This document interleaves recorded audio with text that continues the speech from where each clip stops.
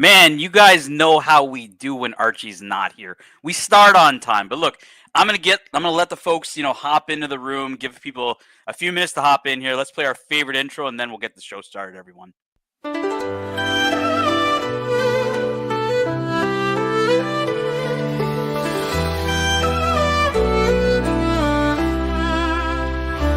Archie, luxury jumps on a Boeing jet, leaves behind a family, no regrets. He's got a birthday on your old Shanghai, eyes are on Mrs. Lai, the reason why. While in Brisbane, the tears roll strong. Chinese whispers called him to Hong Kong. Pack up your bags and off you go. Leave behind the begging for the Luxy show. Archie flies where the dragons soar to romance Mrs. Lai until his balls are sore.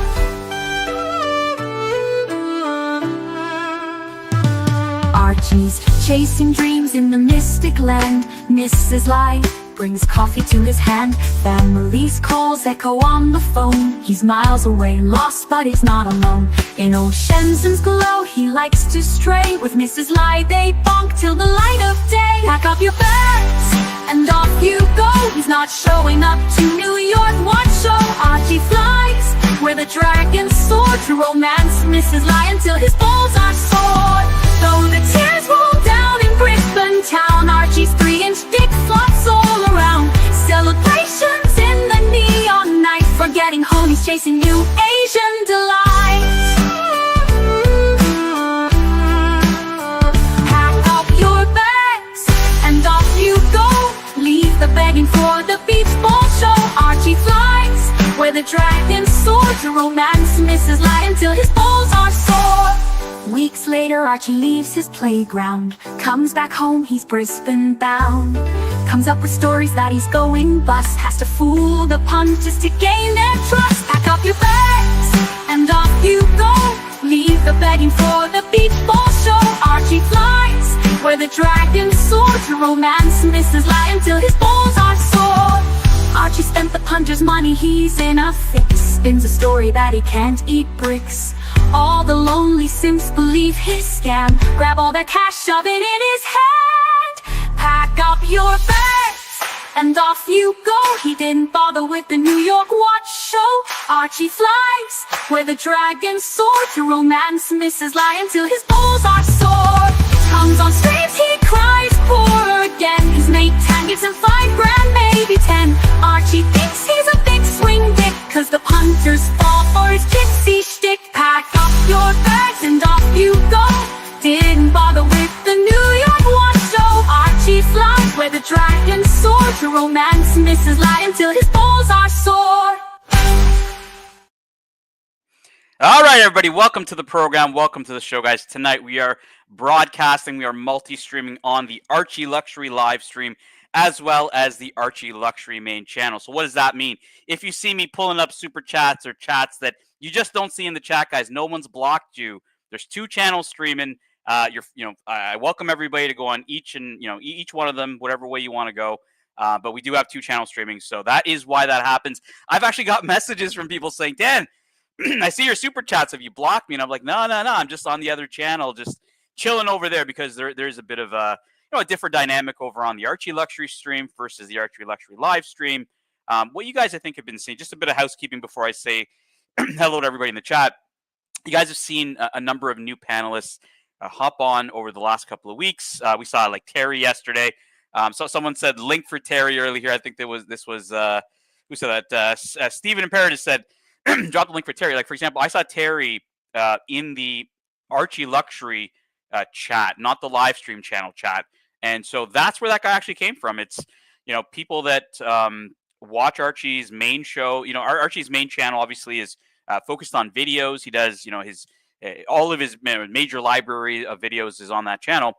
And I mean, it's 72 some thousand subscribers. So, we are seeing new people, coming in every day. Encourage people, to click the link at the top of the chat if you want to hop on, talk watches. Archie is going to be trying to hop in at some point today. He is traveling to Sydney. Everybody knows he's trying to pick up that Breguet. So I did talk to him. He did say that he's going to try to hop in from Sydney. We also have couple of different punters doing meetups, so hopefully they're going to show up to the show today. But I'm going to keep you guys entertained for a little bit. We're going to do some watch talk, and I know the Watch Nick's going to join us a little later. But before we get into that, guys, let me say what's up to everybody in the chat. Let me pull up this watch here. I'll tell you a bit about the story about this watch after I say hello to everybody in the chat. First in the chat, my boy Rich Mitch. I do these for you, man. You're one of the last bastions of truth for watch talk in the community. I would say a guy who likes to show up strictly for the watch talk. He tolerates the drama. Shout out to Rich Mitch. Appreciate you being here. Double yes. We had Watch Nikki in the chat. We got Higgy Baby who's saying, "Oh dear, another round of propaganda." Absolutely, man. You know, if I'm going to run the show, if I'm going to go solo, it's going to be a little bit of propaganda for you guys. We got Mr. Wilkinson who's asking, "Who's running this while the Brisbane Grifter visits City?" That would be myself, Mr. Wilkinson, and anybody who wants to hop on, guys. This is a hangout. You know, if you want to just hop on, talk some watches, hang out with me, everybody's welcome, and the links are posted at the top. All right, who else we got here? We got Frank Cannon. Please remember to like, subscribe, and tell your fuckhead friends about this channel. Absolutely, man. We got Lucas P in the chat. Nice to see you, Lucas P. Rob Filmer. As well, we had our friend Stephen Imperative who said drop the link for Terry, as I just said. We got Jimmy congratulating our American friends south of the border here for me in Canada at least. Hail to the chief. Congrats to all our American friends. Shout out to you guys. New president in the house. We have Yankee Doodle in the chat. Nice to see you, Yankee Doodle, a longtime supporter of the Archie Luxury channel, a guy who I always give value to, no matter how much money he drops, whether he drops no money, because I know what Archie does to this guy. It does not give him the best value for a super chat. So I try to make up the gap for you, Yankee Doodle, as best as I can. We got Mrs. Wilkinson as well in the chat. A family affair today says, "I need a wee, nearly done in my drawers." All right. Nice to see you, Mrs. Wilkinson. We got Eric Catherine who says, "Where's Archie?" Archie's on his way to Sydney. He is buying a third Breguet, I think. He's got two Breguets. He's got a Tradition. He's got a Type 21. And he's looking at buying a 7147. You know, I'll probably be able to pull up this Breguet. Let's just look this up. 7147. Get that watch talk started for you guys real quick. Let's go to Montre Breguet. Let's go to the actual Breguet website, and I'll show you guys what our boy AC3 is going to be likely picking up today in Sydney. Hopefully he's going to show it to us on the show, guys, so stay tuned. Again, you know, this is a hangout for everybody else until Archie shows up. You know, just chilling, talking watches, talking bullshit, whatever you guys want. I'm going to riff with the chat. I got a couple of topics on my side. But Archie's looking at buying this classic 7147 rose gold Breguet hands, Breguet numerals. You got small seconds between 5 and 6. Very, very nice watch. And when Archie was like, you know, he pinged me, he's like, "Tan, what do you think?" And I said to him, I said, "Look, honestly, very few people have enamel dials. It's, you know, even my perpetual calendar is a lacquer dial. It's not an enamel dial." So I told him, I said, "You know, honestly, a watch that's pretty much time only with an enamel dial is a very, very elegant look." And I would say, venture to say that this is probably a watch he should get. Archie's a big Calatrava fan. My only beef with these watches, and look, some people actually like this about the watch, is the lugs. I mean, these straight lugs really make the watch bigger than it actually is. And for me, they just fit a little too flat. Like, these watches fit a little too flat on the wrist, and I don't like that. I don't like the watch to literally just sit flat on the wrist. I want some kind of presence of the watch. So that's the only thing that I don't like about these. But honestly, it's a very minor thing. It's a very subjective and minor critique there. So overall, as a full package, I think this is a good watch. Hopefully, he gets that at a good price. You know, maybe we're going to see 5 identical Breguets. Who knows? But that is where Archie is today for you. Eric Catherine letting you know. We got Topster McDonkey in the chat as well. I see Topster McDonkey. Rumor that the President Trump was wearing the Olive Dial President 40 that Twitch streamer guy gave him today. Can we get confirmation? I'm not sure, man. I'm not sure if somebody else is in the chat knows or has a photo. Let me know. We got David N in the chat with a beautiful Patek Philippe annual calendar, gray dial, slate gray. Beautiful watch. Love that piece. We got Rich Mitch, 2 British pounds. Thank you so much, Rich Mitch. Yes, Rich Mitch. We are doing watch talk for you, my friend. We got Jimmy who says, "Good to see you, Rich Mitch." As always, we got CB. Triple X Day, baby. Watch you are our good friend from Switzerland. See you in Geneva. Watch you. I'm going to be excited to meet you. You know, we do have a few Swiss, interestingly enough, watch you are. I'll tell you, when I look at Archie's stats, I can kind of tell you his biggest regions of viewership. Number one's obviously the United States, with I think something like 35% of the viewers. Number 2 is the United Kingdom, where guys like Rich Mitch and ABC and Gary the Gangsta and many others, Mikey Casio GTR Magpie, all the UK fans, they watch from. That's number two. Number three is actually Australia is the third biggest. I think it's around 10% of Archie's viewership is from Australia, then Canada, and then the fifth largest is Switzerland. So obviously not in the top, but I was actually surprised by that we have a lot of Swiss viewers. But shout out to Watch UR in Switzerland. We got Rodent Mutation as well in Switzerland. So I'm looking forward to seeing you guys at Watches and Wonders in a few months. So shout out to you guys. We got Apes in the chat. Acrivia Lover. Isn't this Thomas Burnett's Grail watch? Now, I'm not sure. Apes, because I know Tom Burnett has said the 5320 perpetual counter that I have, and Keselowitz, and Humble Pine, and Fella, and many others have, is his Grail watch. But I don't know if he means that maybe it's not attainable for him. I'm not sure. But yeah, I mean, Tom Burnett watches the show, so hopefully he can let us know in the chat if that's him. Jimmy says, yeah, I can't hate that Bregster. Very nice watch. I agree. Topster McDonkey, it is a terrible financial decision for Big Boy, but it's a nice watch. I really want something with numerals, almost new numerals on any watches these guys. Enamel's nice. Yeah, look, I think, and I would agree with you guys, right? Like, this is not financial advice for him. I don't buy that way. I don't buy watches. Now, look, obviously money is important to everybody, no matter how wealthy you are, right? Like, money can be important, to folks of all walks of life. So I'm not going to say that, it's all relative to people, but the reality is that when you buy a watch, or at least the way I look at buying watches is I'm willing to lose money on watches that I buy if I really enjoy them. And I should only be buying watches that I really enjoy, because if I'm buying it for a financial gain, or even just financial stability, I feel that we're missing the point, Topster. And that's why, as a watch collector, it's not really, nothing against people that do it that way. It's not my philosophy, and I kind of preach otherwise. CB says, "Let me try again." Trumpolex day, baby. Nice to see you, CB, as always. Watch Out says, "I'm doing Fatso's work again." Watch Out, I do enjoy this, right? I enjoy hopping on, talking watches. For me, I love talking watches with people, whether with the chat, educating you guys, learning from you guys, right? This isn't just education. I learn. I don't know everything. Higgins doesn't know everything as much as he tells you he knows everything. Higgins doesn't know everything. What's going on, Roy? Nice to see you, man. Hey, can you guys hear me okay? I can hear you perfectly, man. How you doing? Pretty good. How about yourself? Excellent. I know that this is the time before probably your pickup with the kids, so I was yeah. Oh, I don't know if that's me losing internet there or that's you cutting out. I'm guessing it's me. Yeah, it's you, Roy. Maybe try hopping back on. Yeah. No, I'm in an area that should be good, but I don't know. It's weird. It's like it trailed off after your question. Is it cutting out for me as well, or no? No, I can hear you perfectly. I don't know if I'm on it. Yeah, no, it seems like we're good now. Okay, yeah, it's odd. It's because the connection seems solid.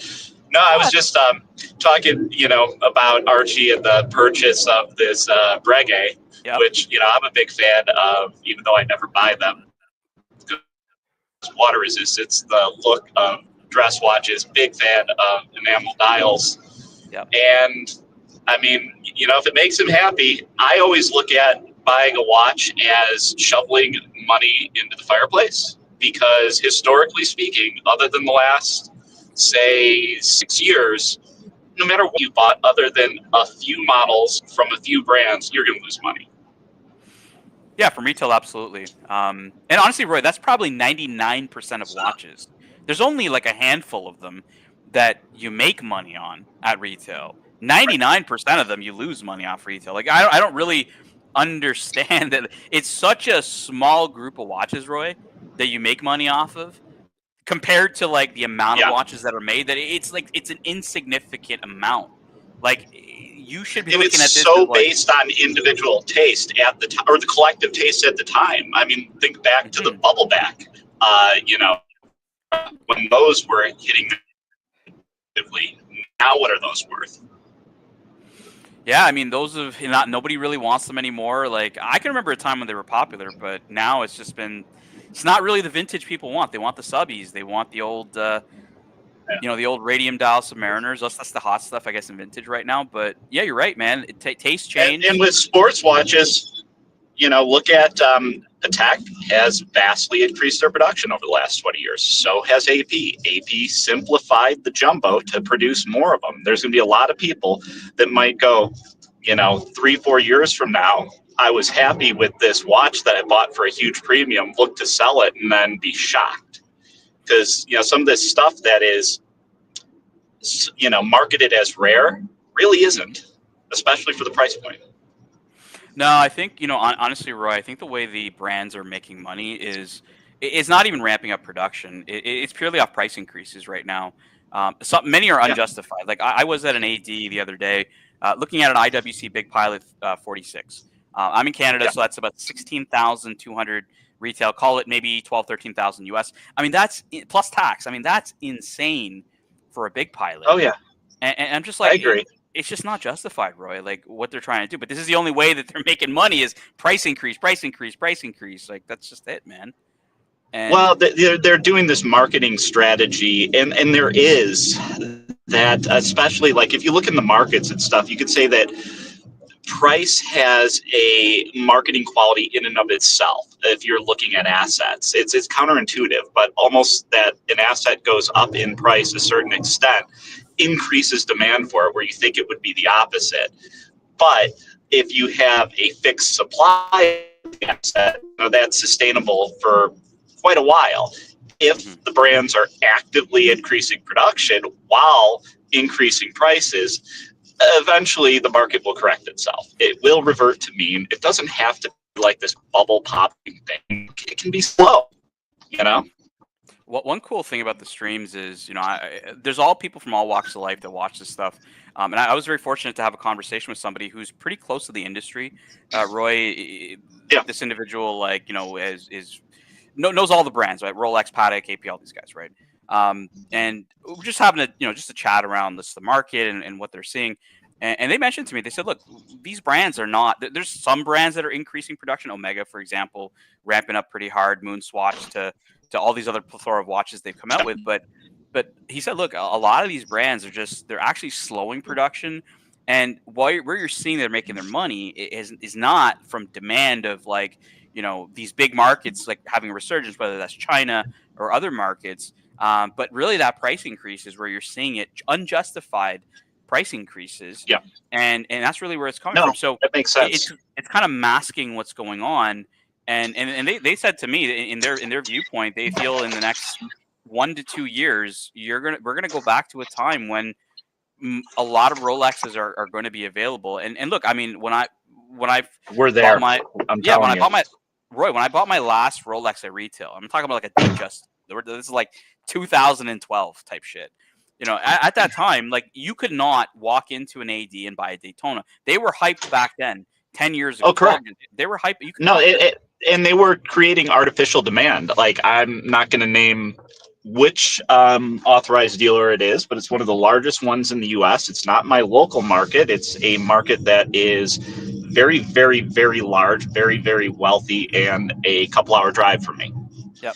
And when I would go in there, for a weekend, spending time getting food, having fun with the wife and whatnot, I would stop by this very large AD and I would talk to the son of the guy who owned it. And when I was there, it must have been 2014, we were talking about the Platona, as that had just come out. It was in the case. We were playing with them and whatnot. This was a kind of place that also kept like Pearl Masters on display. Yep. And he was joking around. He's like, yeah, it's so funny. Like, I could put this in the case, but I can't put a steel Daytona in the case. I have 30 of them in the safe, and I have to slowly call my best customers. And this is directed from Rolex, and say that I just got one in. Yeah, and you're absolutely right, and it wasn't a product at the time. So I think for those that haven't been collecting that long, Roy, they're kind of like, oh, that'll, Daytona is and these other watches will never be in the case. No, I think a lot of them will be. They'll return for brands that deal on volume. Rolex deals on volume, and ultimately they have to be able to satisfy the demand for somebody who comes in on an anniversary, on a birthday, for the birth of their kid, and says, I want a sub. It's an interesting it's an interesting thing that you brought up the Platona, because I had a very similar experience, Roy, where I remember going to the AD, and the Platonas were there all the time, like, Oh and yeah, they were unsellable. and I love trying it on because it was just, it's a brick on the wrist, right? It's so Oh different. yeah, And I always thought it was so cool. But I understood, like, I come from an era, and I'm sure you do too, where, stainless steel was more precious than precious metal. Like, precious metal, what I thought has been cool since COVID, Roy, has been the kind of the yeah, resurgence of precious metal. But yeah. it's really thinking again now. It's kind of going back to like the dog of everything, right? So I find that a bit Yeah. wild. Well, it's interesting if you track the overall mentality throughout time. You can kind of see, like, in certain eras, white gold was more popular. And I'm talking about going back into like 30s and stuff, because people didn't want to advertise on the wrist that they had money because everybody else around them was struggling. I think in a time now where people are struggling all around the world, that we easily could see a shift away from precious metals after this brief resurgence to stainless steel, to white gold, to platinum, just because it's not as in your face. It's a very, very good observation, Roy, because I was literally reading an article today. I'm going to bring it up because it was part of my content today, where I just thought, man, all these brands are only coming out with white gold or rose gold, including Patek Philippe. There's like no yellow gold at all, and I'm like, man, what is going on here? Like, where's all the yellow gold? Like, That's been a trend, though, that's been a trend since the late aughts, is the trend away from yellow to rose. I put yellow and rose in the same category of flash. It's just what the market today likes more. And I think a lot of people like the way rose plays off of their skin tone. yeah, I think that's a fair point. I'm going to pull up a couple of watches here. First one we're going to look at is I love LEC Chopard. Like, it is a brand that I think is just not talked about a lot on YouTube. Not a lot of people give this brand a chance, but they produce stellar pieces. Right here on the screen, got a perpetual calendar with a tourbillon from LE Chopard. You got a guilloche, kind of a sunburst, a hand guilloche dial. It's going to be a Geneva seal movement, Geneva seal case, certified chronometer. Just beautiful thing. Brand that folks don't love. I don't really know why, because I'm going to kind of show people the finishing. Look, beautiful if you want the wrist. Probably just first thought of this watch.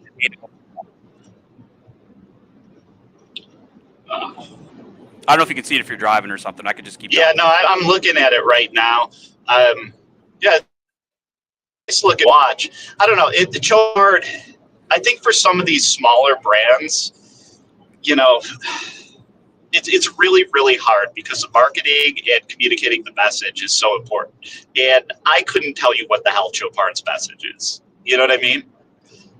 Yeah, and maybe I'll help you here. So it brings up a great point, the way what Roy's talking about, right? Marketing, because a lot of people are very quick to pull out their credit card if they got an allocation for a Recepi or for a Simon Pret, right? And I don't know if it's necessarily about the horology at that point, because when you look at a watch like this, and I'm gonna just, I remember looking at these photos, and I thought these press photos were kind of shite, but you guys obviously see here Poisson de Genève on the movement, Poisson de Genève on the case. So that just signifies the Geneva seal. But what you're getting is guilloche on the micro rotor. You're getting perlage on the base plate. What you can see here on the screw heads is mirror polishing. Higgins and I have had this whole debate about black polishing, mirror polishing. I'll just say mirror polishing for now. Mirror polishing on the screw. Like, you're getting a movement that's finished at the same quality level as a Patek Philippe, as a Vacheron. Just a very highly finished movement. And so when I kind of say, well, why are these other brands, like a Recepi, right? Like, why the fuck are people gravitating to Recepi when you've got, Chopard is an independent, you've got, other brands like Laurent Ferrier that produce quality that's even better than Patek, and people just ignore that. I just really don't see it. Well, I honestly, I think it's obvious, because you have to spend all that time explaining what they are. So if I'm somebody who's wealthy and I want to get a nice watch, and I want people to notice it a little bit, maybe not a lot, but I don't want to have to go through a lengthy explanation. And I think that's, I mean, look, it's a fair point, Roy. I think for the general public, that would make sense. I think if you're looking at it from that perspective of like a brand trying to sell watches to be successful, when I'm speaking more in the context, Roy, of like the watch collector, right? Like people that are looking and saying, hey, I've got a certain amount of money. Like $30,000, for example, is a really tough bracket to buy a watch, because for 30 grand, you could buy a Submariner, Gold Sub, you can buy an AP Royal Oak, you can buy so many different things. You could buy, a Daytona almost. I think the Daytonas are around that price point. If you were to buy it on the secondary, a lot of different things you could buy at that 30. So I'll give you a counterpoint with an independent, where when I say the name of the brand, all of the things that would have to be explained about Chopard, plus it has its own unambiguous design identity, and that's Journe. Journe is I'll tell you something about Journe. I think a lot of people don't understand Journe. When I hear stuff like the Journes are finished at these high, now that Chopard's finished better.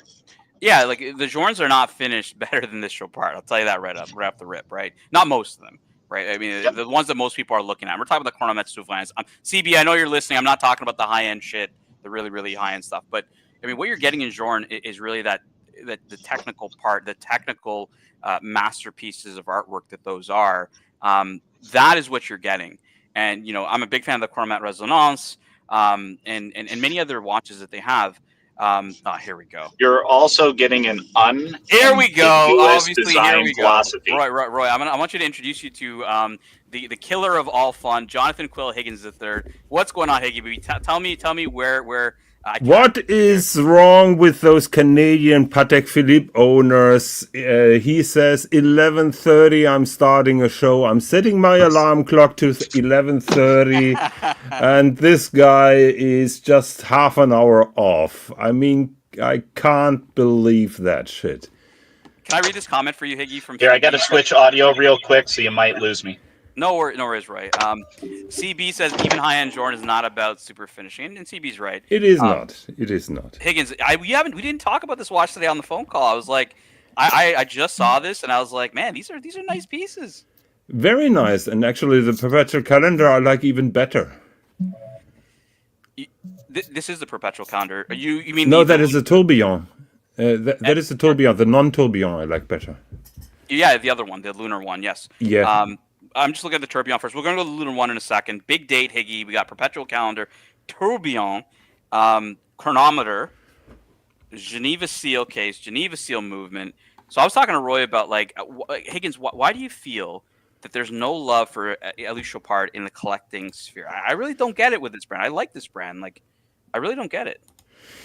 Yeah, I mean, Chopard made a big step with those LUC watches and with the micro rotor movement, and yeah, it's just like the appreciation comes later, and yeah, it has not lifted up yet. There is a little bit of attention for the first 8076, I think. No, 96 movements for the 36 millimeters, the first ones. But still they are underappreciated, and particularly on the secondary market, they are amazing deals.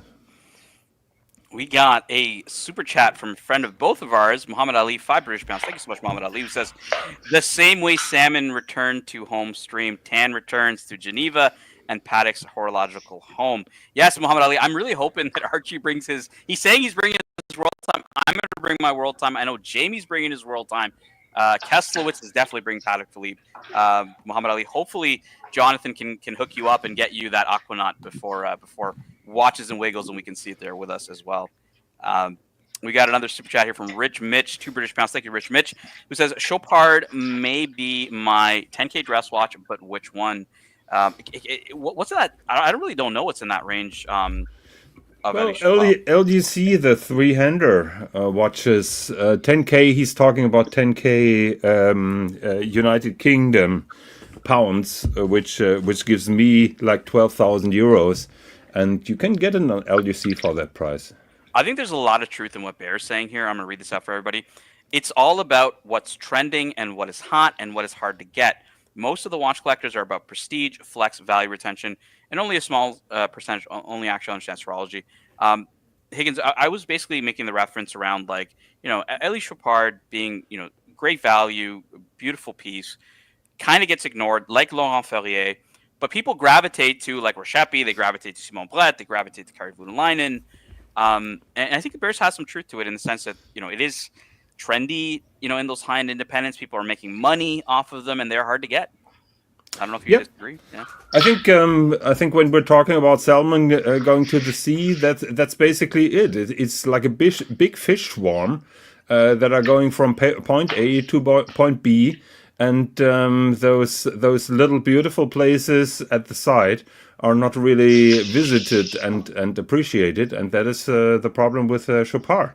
On the other hand, it's very good because if you're really a watch enthusiast and are looking for an amazing watchmaking for a good value, there you go. That is your chance. This complaining, I really don't understand, because it gives us amazing opportunities, buying opportunities. You got some Canadian fans here from the 51st state. We got Mike the Mistake, $2 Canadian. Zeal and Higgy Watch Talk appreciation tip. Appreciate you, Mike the Mistake. Chingao. What do you guys think of this quick strap release system here, Higgy, with this Elie Chopard? Well, it seems that that the spring bar is fixed, so it's like a rectangular kind of. I don't know. It closes the normal strap makers out, which I really don't like. So it is a Chopard only system, and you're limited to buy your Chopard straps then for this system. Well, can it be replaced with a regular spring bar, or is it like fixed? It looks fixed. I just showed that on the photo, Roy. Just over here, you can see it kind of looks fixed right at the top. You can see here. Yeah, you'd really have to have, like, I don't know. I'm looking at it on the small screen. So proprietary, it's called. Proprietary, So right, but I mean, if you could pull that out of the case and put a regular spring bar in there, that'd be good. But yeah, that would really be limiting. It's an odd choice if they can't be. I would say they have to be able to be pulled out. There's no way, because then what? You got to virtually like drill it out of the lugs if you ever had a problem with the quick release system. I don't know. Well, I have no problem drilling around with my watches, so shouldn't be a problem. Yeah, you'll soon learn, Roy. But Higgins is. Well, that's how I got a mesh bracelet onto my D09. Is I had to first start with the Dremel grinding wheel to curve a slot out of it, and then buff it back to mirror polish, because they drilled in holes for the spring bars so far inboard. Super chat from Bear Clooney Watches, $5 Canadian. Thank you so much, Bear, who says appreciation for Higgy and Tan. Thanks for Watch Talk, gentlemen. I didn't even know Higgy was going to come on. I just thought he was going to be listening, in his evening, chilling with his cat or something. I mean, I can't let the propaganda here. I knew that Elie Chopard would catfish you on. I knew it. And they released 2 watches, so I was like, shit, this is great. Beautiful, hand guilloche on the dial. I love this like kind of sunburst. It's coming from the tourbillon outbound.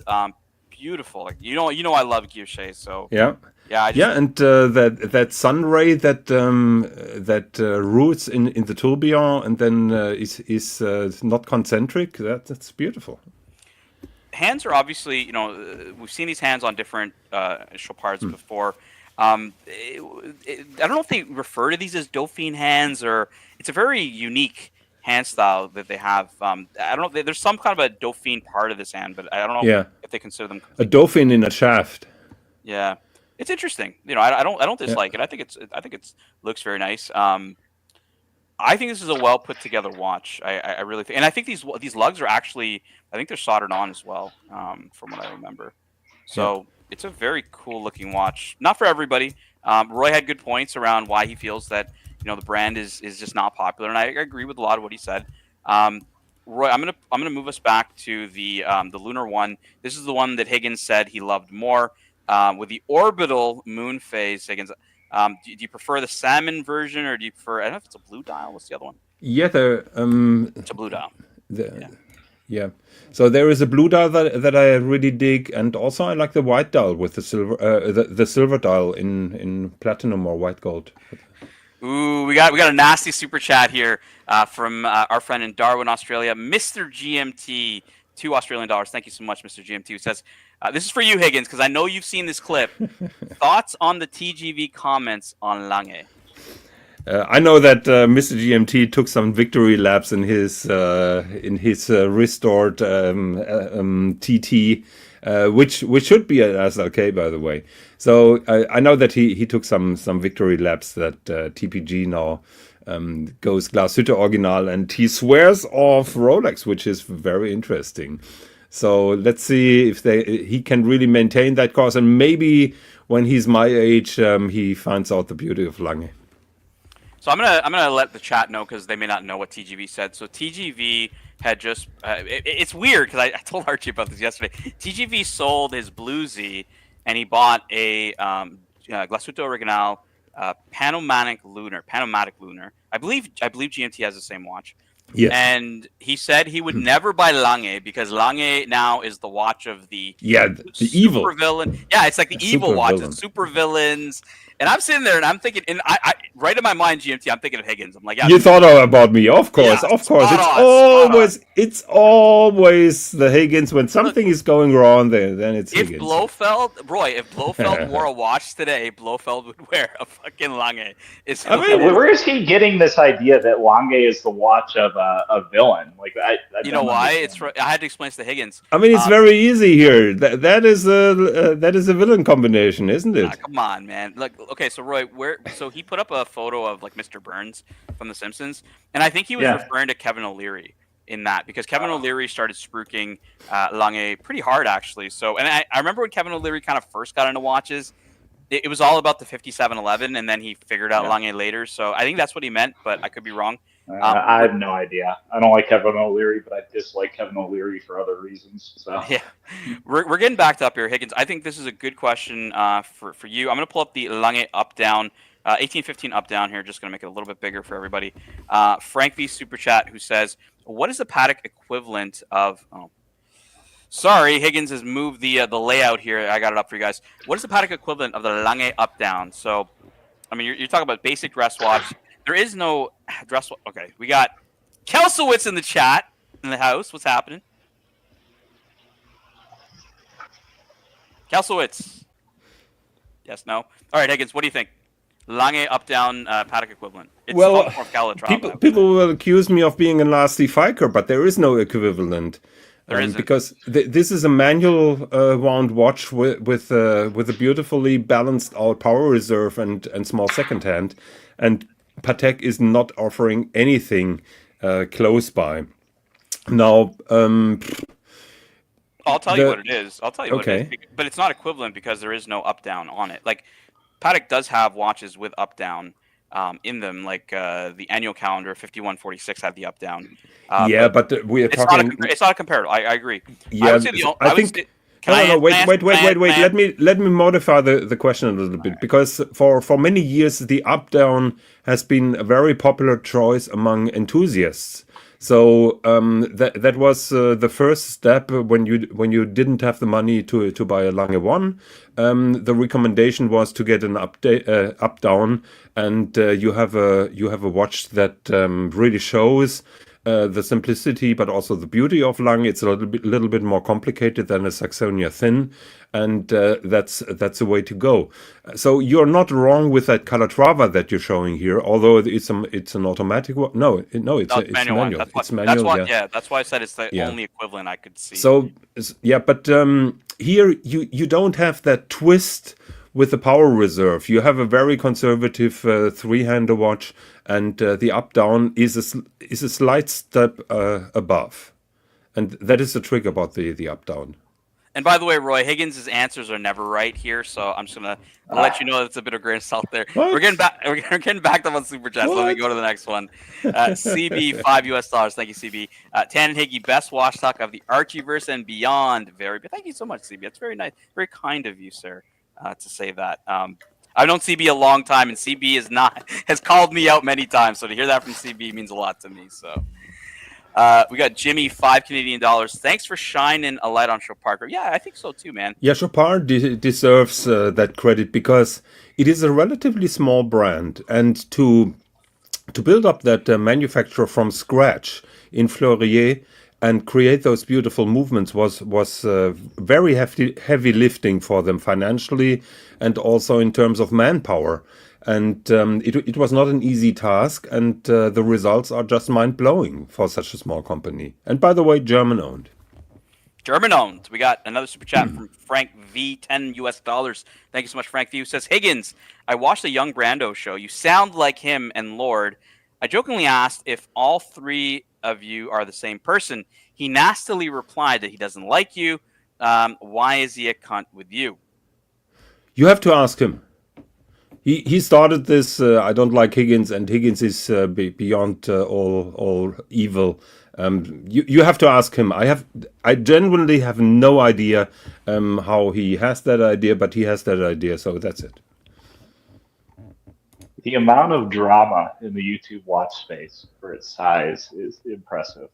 Yeah, I can tell you one instance which was really funny, and Tan knows a little bit the person that I'm talking about.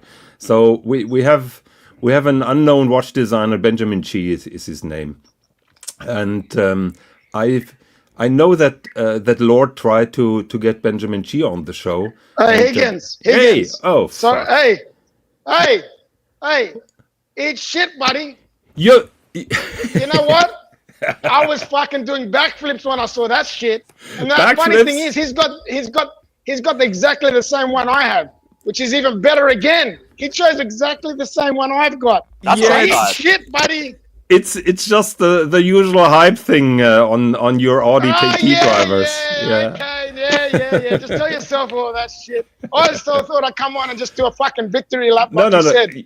Fuck Listen how excited he is. The first time in his life he's not frustrated with his watch collection. Stay sexy, GMT. So Roy, I'll give you. I got to bring Roy in on a bit of this drama. So Roy, a happy GMT is always a good GMT. Yeah, Mr. GMT is a good friend of ours, Roy. He's a pillar of the community here, and he owns a Glasudo Original Panomatic Lunar. TGV just bought one. Obviously, you know, Higgins has been hating and he took so much shit from me for owning that. So. Exactly. Higgins, Jonathan Quill Higgins III, the top left square here, has basically been trolling GMT for years about his watch being inferior and this and that, right? Now, TGV is, basically said, he would never buy a Lange, and the Glasudo Original is the way to go. So this is why he's coming on to do the victory lap. It's if Mr. GMT needs confirmation from somebody who was spruiking Squalid not a long time ago, that says a lot about his desperation, I would say. I have on the screen, guys, the watch. So I was talking to somebody who is obviously met Thierry Stern, and I said, last time you met Thierry Stern, what watch was he wearing? Because I was very curious to know if he was wearing the Nautilus. And he said, no, he was wearing the 5373. So this is a split-second perpetual calendar, obviously left-hand drive, mono pusher. Beautiful watch. It's an interesting one, Higgins, that, I'm happy to see that he's actually wearing complications and he's not just wearing the old Nautilus. Yeah, and also a nicely finished Patek Philippe, which is not always a given. We were talking about this the other day, so I think you can help me with this. The super chat, Ips, €2.50 says, "What do you think of the IWC Pilot XX worth it?" We were literally talking about this. Mark 20. I love the Pilots, the three-hander watches. My recommendation goes out for get the Mark 16. In my opinion, that is the perfect combination. The 20, in my opinion, is slightly too large, and the bezel itself, the bezel ring, is a little bit too thin. So I like the proportions of the case better on the 16. So Roy, this is kind of going back to our conversation about IWC and the Big Pilot. I was looking at the Big Pilot. I was talking to Higgins. He's like, look, don't look at the 43. Look at the 46. That's the only one you want to buy. And it's just a lot of these watches at retail with IWC is just, I don't know what the hell they're thinking over there. But I just couldn't believe how expensive that 46 was. 16,200 Canadian plus tax. Crazy. I think everybody's just trying to reposition themselves up market, and they probably started this process 7 years too late, especially with the way things are going. All right, we got the Lunar 1 here on the screen, Higgins. Chopard. Similar kind of a sunburst guilloche. This one coming from the orbital moon phase. Very cool watch. Obviously, you got the instantaneous date at 12. You've got perpetual calendar with an orbital moon phase. Where do we want to start? Do we want to start with the dial? Do we want to start with the What I personally found phase? most interesting is the movement, but on the dial side. Maybe you can pull that shot up. I hope that it was on monochrome, because the date is displayed with 2 discs, and the disc for the first digit has 3 times 3, 3 times 2, 3 times 1, and 3 times 0, or is it only twice? That first digit of the date doesn't move every 10 days. One second. It moves every 10 days. No, it moves even more. Yeah, I'm not sure if that was on monochrome because I can't find One second. Let me check. Yeah, you do your thing. I'll talk about I've seen it on Hodinkee. Okay, yeah, you look it up on Hodinkee while I kind of go through. So obviously you got Sunburst hand guilloche on the dial. This is a salmon version in white gold. Beautiful. I like the salmon. Right, we were talking about white metals. Salmon on white's obviously pretty hyped right now. Do you think there's any longevity in salmon? Like, I don't know, pink dials are going to stay, popular forever. Well, I mean, they're historic. They've always been here. They have their market. I don't think that it has the mass appeal. I think they make more sense as, a limited edition. I mean, what they did it for the 20th anniversary of the Royal Oak. You would see it in various, Pateks in a handful of pieces over the years. I think it makes sense in that regard. It's not going to be the new blue dial. Nothing is going to be. I agree. And it shouldn't be. It shouldn't be.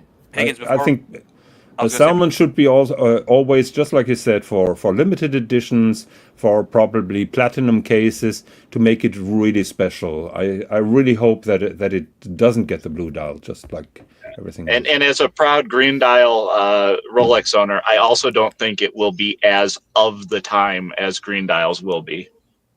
Let me just grab these super chats real quick because I know Higgins wants to go through the movement. Frank V, $5 US. Patel, what Patek watch is that on the screen again? I think it beats Lange L. Oh, so I don't know if it was I don't know if it was this one. This is the 5373 in platinum. But if you're talking about the Calatrava I had up, that's the 6119. You can get that watch in rose gold or white gold here. So I don't know if that was the one you were talking about, Frank V. Both of them I pulled up for you.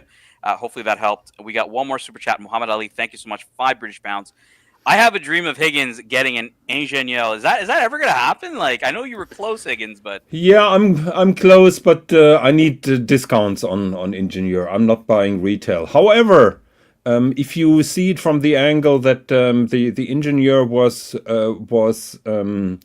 a little bit in the family with the Royal Oak, the prices are really attractive. But from the other side of the angle, it's still super expensive for what it offers, and it's too expensive in my opinion. But it's a fantastic watch, particularly the bracelet. Roy, you ready to nerd out here? Higgins has got his movements primed up. Let's get deep into it, baby. I just try to show you here that those 2 date discs, usually the first date disc is smaller, has only 1, 2, 3, and 0, and here they have 2 1s, 2 2s, 2 3s, and 2 0s. I don't know exactly how it works, but I guess in the middle of the cycle, so after 5 days, this then changes and moves to the next one. Is it it has to relieve power or something, and that's why they just don't want it wound up in that second wheel for as long? Is that the idea? I can't tell you. I've just been looking at those pictures, found it very interesting to know. I have to dig a little bit deeper into that. Yeah, very cool. It's odd. Let me pull up the. I don't know if you're going to look at anything else. Yeah, Clooney says he turned down an Ingenieur at 30% off. Oh, he called me. He called me that day. He's like, "What do you think?" I'm like, "Not a retail, Bear. Guy in the secondary, not a retail." So we have here again on the screen the Salmon Dial white gold hand guilloche sunburst pattern from the orbital moon phase. Again, I agree because I know that this was the watch you wanted to look at when I was looking at the tourbillon version. Again, another really beautiful piece from Elie Chopard. I like this blue dial. I think the rose gold. And this is the thing, Roy. When I was thinking, I was like, when I looked at this article, I'm like, man, like, do they not make the stuff in yellow gold anymore? Like, what the hell is going on here? Like, for me, this is just I love the guilloche and whatnot on it, but God, does it remind me of a Longa Perpetual? Yeah. So Tan, what is the cheapest Patek perpetual calendar out there at the moment? Retail. I'm talking retail.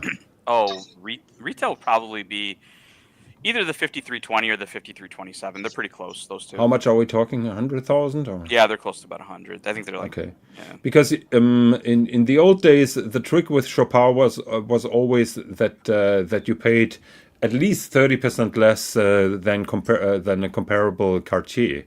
That was basically the reason why you bought Chopard. Now the perpetual calendars are at 92,000 euros, which is close to the 100,000 US dollars that you mentioned. Actually, just slightly over 100. The 5320s, $101,000. So, okay. Yep, there you go. Kelslowitz shouted out there, 101. Let me just get this super chat here for Rich Mitch. Rich Mitch, he's asking what reference this is. Rich Mitch, this literally just came out like today. It is called Lunar 1. Yeah, the Lunar 1. Lunar 1. Yeah. Thanks, Kasnovitz, for the info. Higgins, like, why no yellow gold? Like, everyone's kind of doing rose gold, white gold, just no yellow gold, man. Like, what's going on here? Yeah, I don't get it as well, because when I started, it was yellow gold and red gold was just a thing of insanity because nobody wanted red tinted watches.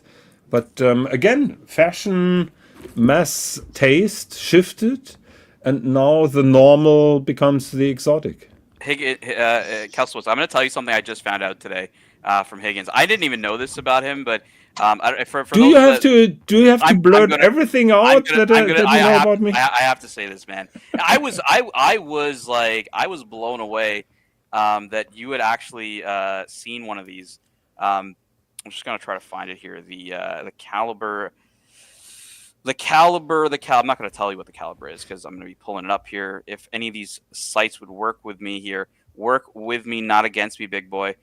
Caliber 89.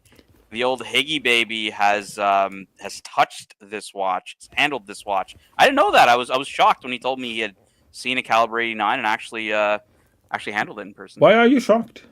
Well, I mean, this was at one point in time the most complicated watch in the world, right? Like it's pretty rare. It's a pretty famous piece. And Higgins, by the way, I was on the phone with him today, Roy, and he just matter of fact told me, he's like, yeah, I've handled the reference 86. I'm like, what? 89. 89. Sorry. Like, what? Like, yeah. What do you mean? Like, that's one of the most complicated watches ever made. Like, how did you get a hold of it?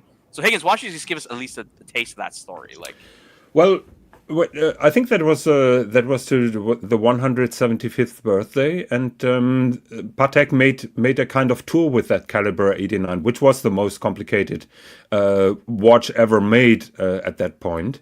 And they toured with the watch, and Hamburg is an important watch town in Germany, and we were the most important watch dealer in Hamburg.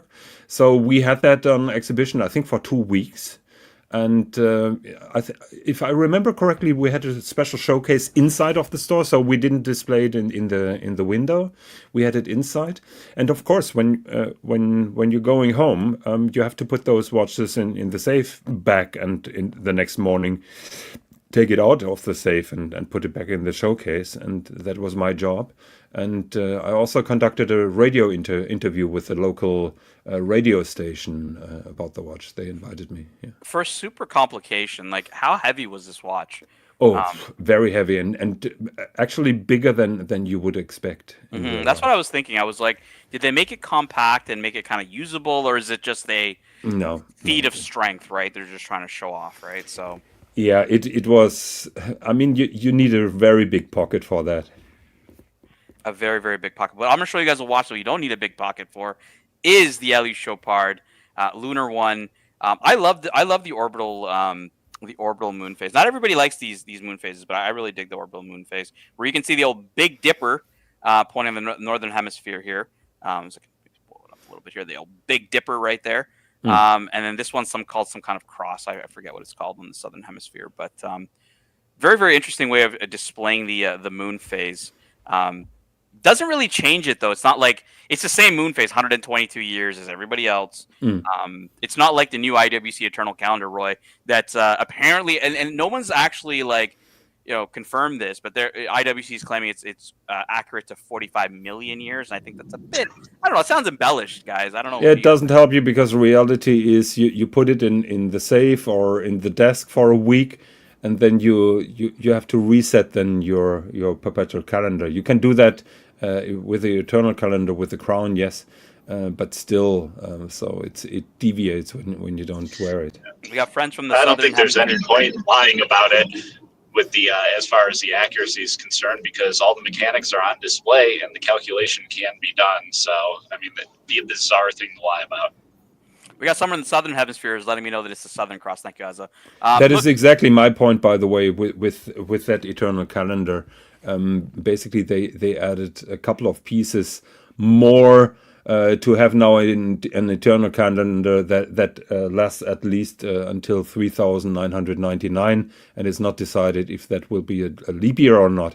But the main flaw on the eternal calendar is that century lever is only lasting, if I know that correctly now, 2,499. And well, that is exactly why I wasn't initially shocked by that watch when it came out, because I was like, is it just not another secular calendar? Like, because that's what those are called, is the secular perpetual calendars.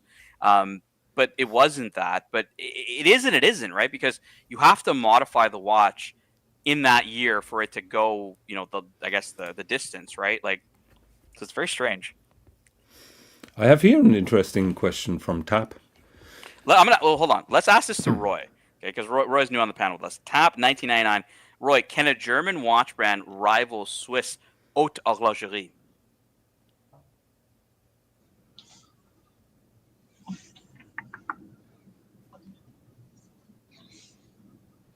Can a German watch brand rival Swiss haute horology? Roy, are you with us? He's thinking. I don't think so. All right, Higgins, go for it. Yes, absolutely. If we're talking a little bit more mainstream, it's Lang & Söhne, but there are also small companies just like Lang and Heine, for example, that are making outstanding horology even higher than Lang. So yeah, absolutely.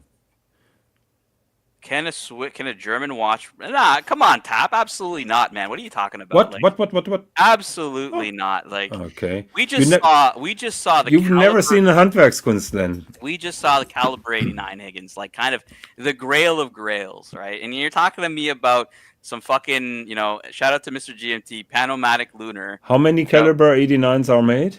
I think 5. Not many. But that's the same kind of argument you could say with Lange, right? Like Patek Philippe makes 70,000 watches. Lange makes what, like 7? 5.5. 5.5. So all relative, boys and girls, all relative.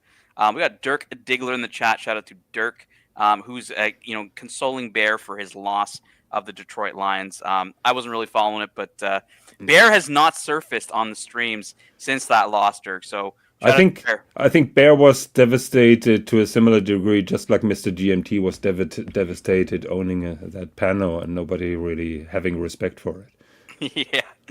Oh man, I love GMT. It's funny because I always knew he had that watch and he never talks about it. So I'm actually kind of happy that it's a time where he can just. But you've been asking a lot of questions to me, so I have a question now for you, because this morning, I mean, it must have been hurtful for you as well. We were talking a little bit about movements.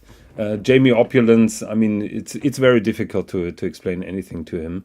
But I brought up then the history the raclette.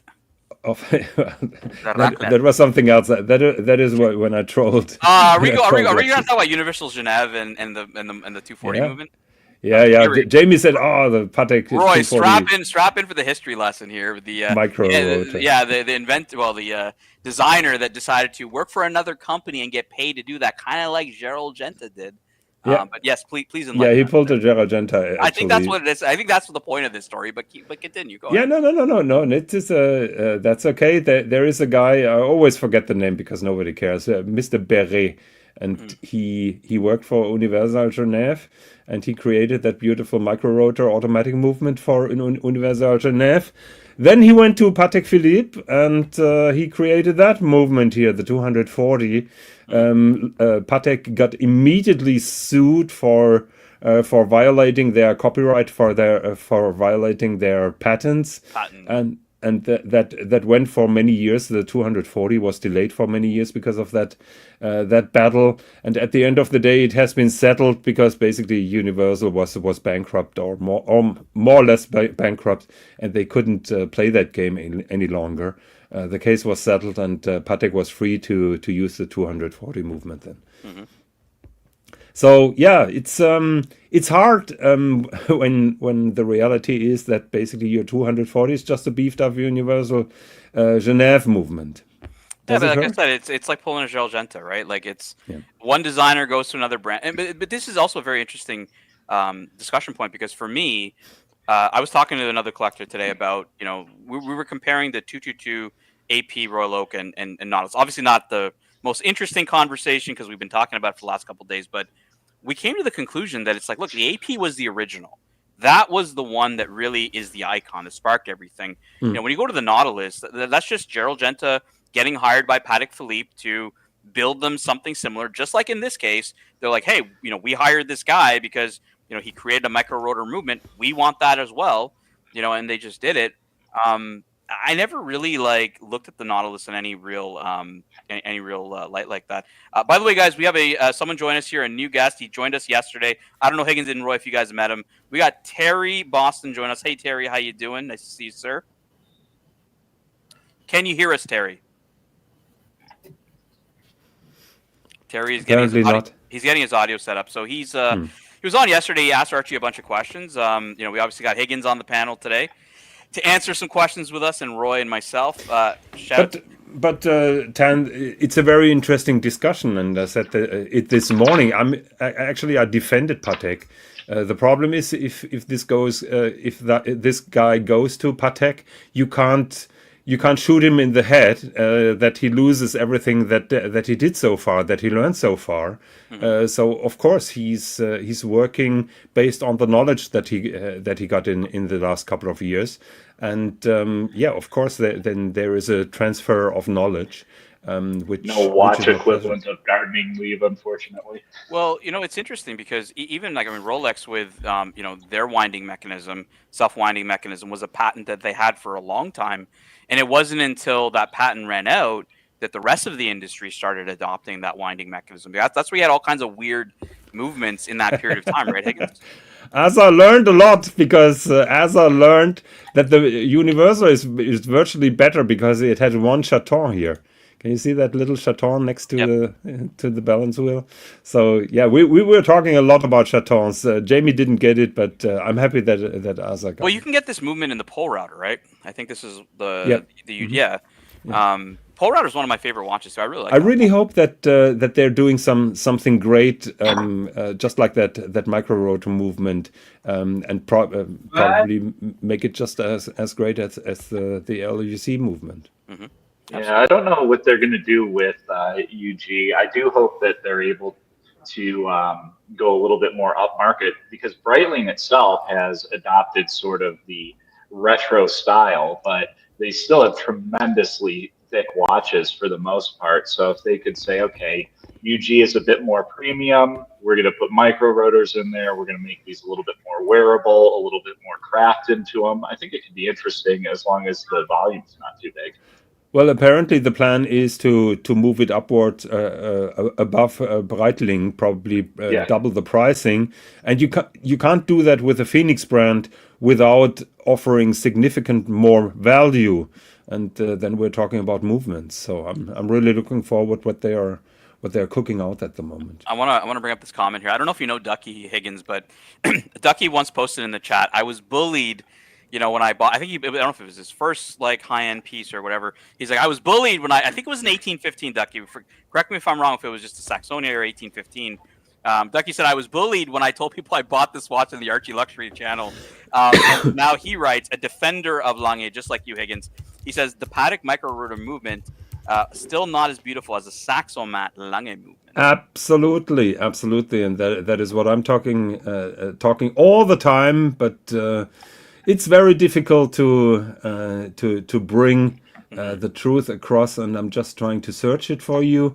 The micro rotor movement from Lange is not really a micro rotor movement. It is a three-quarter rotor movement. Yep. And you want to know something funny? That in TGV's video, he didn't know what a three-quarter rotor was. Yeah. He's like, it's not really a micro rotor. Yeah. But it's not a big rotor. I was like, but man. Yeah. Well, Higgins, this guy's been live streaming or being on YouTube as long as Archie has, and he still doesn't know what a three-quarter rotor is.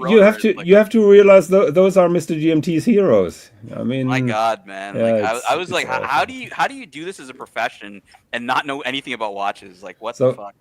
So I said it earlier this morning with Lange movements. With Lange movements, it's always about segmenting everything to 3/4 and 1/4. And here you can see it perfectly. Here, balance wheel is 1/4, and here you have 3/4, which is mainly filled out by that beautiful eccentric smaller rotor. And I agree here with my friend that this is way nicer than the 240 movement. Way nicer. Does Lange use this movement in anything these days? I feel like they have. Yes, in the perpetual calendar. Yeah. In the perpetual calendar. Okay. But they started in the cheap Saxonia watches, so there are amazing deals on the secondary market with this particular movement. Well, that's my point. Is it seemed like it started out they were using it, at a few different areas, and then they pared it back tremendously. So I don't know if it's just too expensive or what. It is too expensive. It's just like that. And by the way, we have one chaton and another chaton here. I love the platinum mass on the 3/4 rotor. I think that's really just cool. fantastic here with the 5 heat blued screws, and you have the 21 karat inner part of the rotor, and then the platinum rim. What do you think of the big date Saxonia? So Ducky's saying, I want to buy a big date Saxonia with this movement. What do you think of the big date Saxonia? It's a good buy. I find it a little bit too fat for a simple dress watch. I always had a problem with the proportions, and if you have the big date only, it's a little bit unbalanced. So I'm a fan of the 37mm Saxonia without a date. It has that dodgy 12, but I think it's more balanced. But if you find one that makes your heart beat, then go for it. Terry, what do you think of the Langes here? We got Langes on the screen, Terry. Are you a fan of Lange? Do you hate Lange? I'm not the biggest fan, Terry. You let me know what you think. Hopefully you can hear us now. Terry Boston, shouting out to you. Guess not, Higgins. I wanted to. Can you scroll back to the Richard Lange lineup? I just want to see what is it? Just Paul Lemairet's in the Richard Lange lineup right now? Like what else is in there? I know there's a Handwerkskunst in there. No, they're not only Paul Lemairet. What are you talking about? I haven't looked at the lineup in a long time. That's why I'm asking what's in it right now. So here, that is the Richard Lange line. And you have that beautiful and totally overseen jumping second here, absolutely beautiful in white gold with a black dial. Also with the regulator dial laid out, in my opinion, very beautiful watch. And don't have to hide the movement here. Is it here? Yeah. Very nice. So it has basically kind of. It's too late for me. What is the name? Not remontoire. Yeah, remontoire. It's kind of remontoire. Yeah, it's a poor man's remontoire, and it achieves a jumping second. And here we have the chatons again. 1, 2, 3, 4, 5 with fixed by those heat blued screws, and you have here more of them. Yeah, very nice. I always love like the color on the Lange movements. They just pop so much, the contrast. What's that cost? That used to be around 60,000, but they have now all prices on upon request. I wouldn't be surprised if it's now 70,000. So, but I saw one of those in London about 2 weeks ago. It was £142,000. Yeah, but I think that then we're talking about the Pour le Mérite here. That is a different watch. But Lange is like Patek. They do everything in house and all that. They're doing everything what? We can't Terry's hear audio. you. His audio comes in and out a little bit. Give Terry a second. Go ahead, Terry. Nope, guess not. No, we can't hear him. All right, we're looking at the Pour le Mérite Tourbillon, one of my favorite watches, Higgy baby. This is the what does Jamie call it? A bicycle chain watch? Is that what he calls it? Now your audio is crapping out. What is going on here? I think it's your I audio. hit that. No, I had that issue with you when I first joined, where you were coming and going a little bit, but you could hear me perfectly. So I don't know. Maybe StreamYards is acting up. Hello. Okay. Go ahead. So what was the question? Is this the bicycle chain watch? The bicycle, yeah, of course. Famous bicycle chain. The bicycle chain watch. Which is just an insult because it has only little to do with bicycle chains. But ignorance is all out there in the watch world, and nobody understands what that bicycle chain is for. So I gave up explaining it. No, who But would you say has a better? Here, guys, is the bicycle chain. Who do you think has a better chain? Do you think Roman Gaultier has a better chain than Lange here? Or I've heard that No. Roman Gaultier is much better. It may not be a fusée in chain, but I think it's a chain. You know who has the best chain? Ferdinand Berthoud. Ooh. Absolutely. Really? They displayed so nicely in their recent movement. Do you want to pull it up, or should I pull it up? Go for it. We got Orb in the chat who says he shouts up people out and then they dip off the screen. Shout out to Orb, the comms. Mike the Mistake can't call Mike the Snake and ask him to fix Terry's audio. Yeah, Terry's audio goes in and out. But when we do get good audio from Terry, he's gonna blast off with about 1,000 questions. So I'm hoping Watch Nicholas will be around for that one because I think Watch Nicky's he's in the mood to answer some questions for the chat on behalf of Archie Luxury. There you go. We got Apes in the chat who's saying Roman Gaultier has the best chain, Logic 1. No. So the Logic 1 is amazing, and I love Roman Gaultier for the finishing, for the internal angle. But the chain, I know with the little rubies and everything, but it's too short. And it's going on a cam. It's not really going on a proper fusée. So I politely disagree with you here. Okay, and it takes by the way, a little you got a really nice message from Kelsowitz here. You should read this. Okay, one second. I'm working here. All right. So I don't know how true this is, but I've heard for a number of these brands that they essentially had to contract out to like Renault et Papy to get these chains made. Back in the 90s and 2000s. It is true. Yeah. So Renault et Papy made the fusée and chain for Lange. I think they are still doing that. And one of the interesting facts about that chain is those little parts that are assembled together. You need a certain amount of air between the parts. And what Renault et Papy does is they're putting a parchment paper between the parts. And then when they're assembled, they're burning the paper, and there you have the gaps. That's a crazy technique. Yeah. So here, that is, in my opinion, the most beautiful fusée and chain on the market. That is Ferdinand Berthoud, because they got rid of those top bridges and make it even more visible. Look, I'm going to go with Roman Gaultier because I think Higgins is just wrong on all. Yeah, levels. just to drive me mad. I know. Well, they don't have a fusée. They don't have a fusée though. If somebody wanted a fusée and chain, what do you think is the most approachable one on the market, new or used? Good question. I'm not sure. Lange Zenith. for sure. What do you mean? No, Zenith Yeah, used to make one. The Zenith Perpetual would be my guess. Yeah, Zenith Because made that was one. a perpetual, wasn't it? I think so, yes. But I don't know how they are selling because they only made a handful of them. So I don't really know how they trade at the moment. Hey, we got the big boy in the house. Hey guys, I'm in Sydney. I've got a present for my cove. Cool. 10, the man. I'm gonna flip the camera. Flip the camera. Oh fuck! What did I do? Flip it over. Flip him over. Settings. We got Roy Camera. on the panel. We got Roy on the panel. We got Higgy Baby on the panel. We had Terry on. Hey. And watch Nikki's coming Hey. on soon. Hey, that's fantastic. I gotta tell you something, guys. I need your support. Okay, let me talk to you. Can I talk frank and honest with you? We got 80 people watching. Let's go. Okay, so you know I got a HELOC, right? Yep.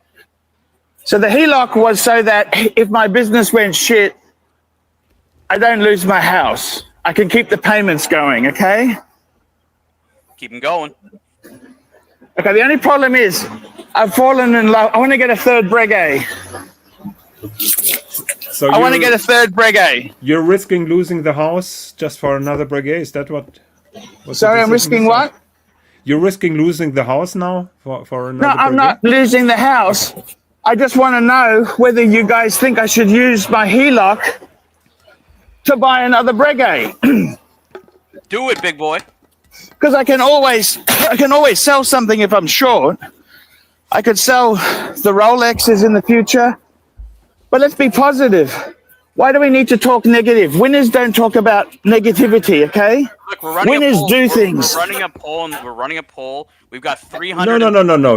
You're getting advice from the true guy, which is Jonathan Quell Higgins. Get the Breguet because that forces you selling that work ugly hard. JLC. No, that forces you to sell that JLC. Archie, we have a poll going. 375 people have voted. I said, should Archie use the HELOC for the Breguet 7174? And 85% of those 350 people have said yes. Pull the trigger. HELOC. You got apes in the chat who's saying, let's go, big boy. Now, I want to ask you something. Okay, so say I like the Breguet. I've got to look at it first, see if I like it. If I like it, is it wrong for me to ask my wife if I can buy it? I mean, Is it Ask wrong her to for- sell the Audi. No. What's that? No, Ask Archie. her to sell the Audi. Higgins, Do you seek advice from your wife before you make a major purchase? Or do you just buy it? Archie, the Hey, it's a minute, Bentley. Look, Bentley. Green Bentley. the minute Bentley. you tell you- the minute you tell Bentley. your Look at wife- that. Bentley. Yes, we know. Yeah, Green Bentley. The minute you tell your wife that you're buying, the minute you tell your wife you're buying that Breguet, that will be your Breguet moment, Archie. You should record that. What do you think? Because, with Cove, I'm going to tell you a story, okay? Cove hates it. He hates it when people come in and say, hey, let me just check it with the wife. I'll come back. He hates it because they negotiated a deal and then they bring the wife in. 99% of times, the wife says, you're not having the watch. Of course. Yeah. Does that make sense? Are we getting to see the watch? Where are you headed right now? Where are we going? Where the fuck do you think I'm going? I'm going straight to the Breguet. Straight to the moment. Let's Straight go, to the baby. moment, fuckface. Archie's Breguet Straight moment. to the moment. I'm in the Queen Victoria building. So what the fuck do you think I came down here for? I'm wearing shorts. I wanted to get white pants, but I got it caught in my bicycle chain. Yeah. I got Archie is oil ready stains for on them. another Breguet moment. Look at this. I'm in Sydney. Where the fuck do you think I'm going now? You know where I'm going? Well, you're nearby the Queen Victoria building. Yeah, I want to get the Breguet. I want to get it now. I got to lock it in now. I thought you were going to Narc's Chicken Shop, so. Now, the only problem is I owe Dave money. I owe him $3,000 on the other Breguet. I can't tell him I'm buying this Breguet because he would say, why don't you pay my fucking $3,000 back before you buy another watch? But I just want to slow pay him. Is that okay? Yeah. it, Archie, baby. do you have an attaché with you? A Louis Vuitton bag I'm with trying you? to hold my pants up. The belt's a bit... I got a teddy bear to get a discount. I got a teddy bear to get a discount. Come with me. Work with me, big boy. Come on. Who are we meeting up with in Sydney? Are we meeting up with JD? Are we meeting up with Timely? Who are we meeting No, up I'm with? going straight to the source. The Breguet. I want to get the Breguet. I want to get the fucking Breguet. I want the fucking Breguet on my wrist. I want a Breguet moment. Look. Where do you think I am? Where do you think I am? Look. Yep. I'm going straight to the source. Okay? This is above friendship. It's a Breguet moment. You understand? It's a Breguet moment, sunshine. Okay. Oh, Hermes, look at that. Birkin. Beautiful bag. See that Birkin? Birkin. A Birkin in the showcase, Archie. Shots them for it at retail. Go for Sorry. it. I want to get the Breguet. Please help me get the Breguet. Please give me the advice. I want to hear the statistics. Should I use HELOC to get the Breguet? Yes or no? We have 475 people who voted in this poll. 96% say use the HELOC. Well, the thing is too, it stops me being lazy because I then have to actually work instead of having I could use the. Hey, look at these beautiful women here in front I'm of not us. sure that's it's meant by Hey this. guys, Look. That's the way to do it. Look. I fucking love mini skirts, don't you, fuckers? Did you see that? Look at this. It's beautiful here. This is Queen Victoria building. It's class. Look at this. The ladies' powder room. Should I go to the ladies' powder room or should I get the Breguet? Tell me. And look at this. Fuck. Show us the roof, I can Archie. go Show for a us the $90 roof. haircut. Look at this. Look at this. Stop. I want you to do the haircut. Guys, Yeah, Archie, guys, show us the roof. Guys, get look at the that. haircut. I can get fuck me dead. A shave is $135. Fuck me dead. I'm going to get a Breguet haircut, make my own Breguet moment. Look, I can get my own Breguet. The haircut. I got the scene all done. All I needed now is a bicycle that costs $5,000. Come on, please help me. Help me. I'm lost. Look at the white pens. I'm falling in love with. Oh Pens. shit! Go straight to the watch dealer. Don't stop with the pens. Okay, I want to get pens. It's Cuddy. There's actually they got some. Sorry, there's some watches in the window. There's vintage. Look, the chat wants to know what are you gonna eat after getting your watch? Like, what's gonna be the first meal with the Bregsta? Pussy. The growl out. Come on, fuck me dead. Come on, guys. Get with the program. No, here we go. I'm going into Luxuria. Here we go. We're going into Luxuria. It's closed. Fuck. He's closed?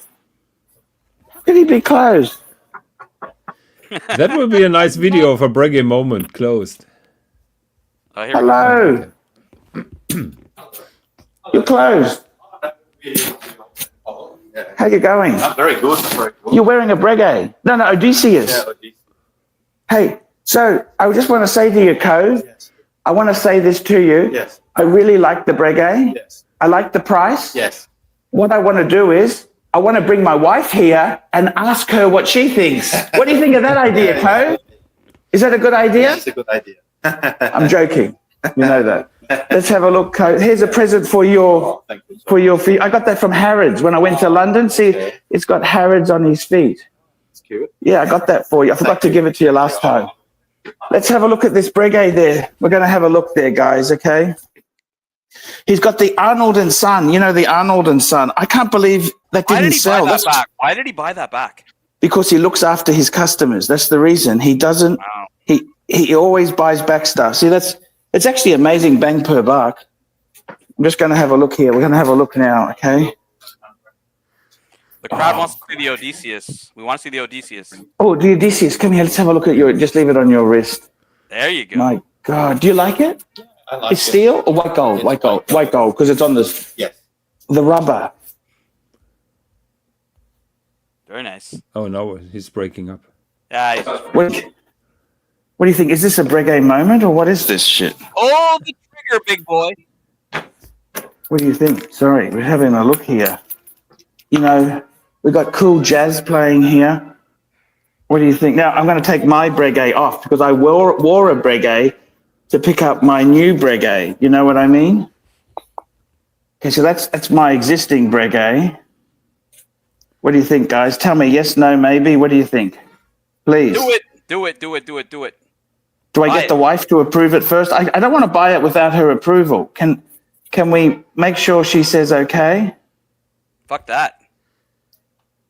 What do you think, Tan? Would you get the wife to approve it first? Absolutely not. What do you think? No, you have to, like, if it's a Breguet moment, Archie, you put the fucking money on the table. Yes. Like, it's the money table time. That's your Breguet moment, not call the wife. What kind of fucking Breguet moment is that? Yeah, you take your bike. You're not telling your wife, and just get He didn't see him asking his wife permission to buy the fucking Breguet, did he? Put the balls on the table, Archie. Let's get that credit card out. Let's put that Breguet on the wrist. It's HELOC. It's HELOC. It's costing. What do you think I should? Do you reckon it would help my channel? No. It would definitely sink your channel. That was never the reason to buy one. This is where you're supposed to lie to me and say, of course it would help your channel. You're sailing, big boy. We have 800 people voting right now. 97% say buy the Breguet. Archie, I borrow die. Come on now, love her up. Woo! That looks good on the wrist, man. I like it. Yeah. Higgins, Roy, what do you guys think? No, I'm a big fan of this watch. Hey, Cove, could I see the box and papers? Let's have a look. Can we check the box and papers before we make the decision? And this is 22,000 Aussie? 23,000 Aussie. 23? What's the thickness on it? Like 9 millimeters? How thick is this? It's holy fuck. Look at the box. Look at the box. Look at that. How could you not? That's the same as actually my 7057 box. Yeah. Oh, Rolex box is garbage. This is better than Patek box. You know, I actually pulled a Patek box apart. It's all MDF. It's not real wood. It's real wood. Archie, we got JD who's saying hello to you and Cove in the chat. Hey, JD. JD's cool. Oh, and that's where it came from. Look at that. 15th of October is my birthday month. This is pre-burglary. Do you understand it's a lucky omen? I only buy watches by burglary. What is Swiss Concept? Is that an AD? That's a watch dealer. Yeah, that's the dealer for Breguet in Australia. Swiss Concept. You got a message here from Kelslowitz, Archie, for you. What does Kelslowitz say? He says, "Do it." He says, "Loop the hands. Look for scratches. Come on, check it, big boy." This is 2022. This is absolutely perfect. Yeah, I hope everything that there are no Cove sells is hand. top. It's the best. Do you understand? Cove is one of the. It's automatic. Look at the rotor. No rooted rotor here. Yeah, and it's also a concentric rotor. That is the PK 71 movement, and yes, it's beautiful. What do you think? Can you give me your advice, Higgy? Take it or don't take it? I want to know. It's beautiful. I would get it. I like the recessed field for the. Okay, the other watch I'm considering is a 5196. How does it compare to a 5196? Oh, you have the better watch here and the bigger one. Mm-hmm. What, does Cove have the 5196 there? No. No, he doesn't. Is it white gold, yellow gold, rose? Which one is it? This is rose gold. Rose gold. On the 5196 rose gold? Sorry, he doesn't have a 5196. He's only got this. Oh, if you were considering a 5196, are you considering the white gold? Like what metal? Whatever's cheap, whatever's a bargain, then you get Archie, you get an enamel dial, right? Like you're getting more automatic movement, a bigger watch. So yeah, and rose gold. Like what do you think? Go for it. What do you think?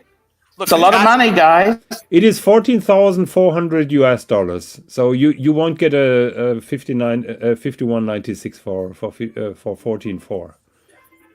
But it is a special moment. Do you understand? And I love Cove. Cove's my friend. We are with you. Isn't that special enough, Archie? You need to film that haircut after this. Like you definitely do.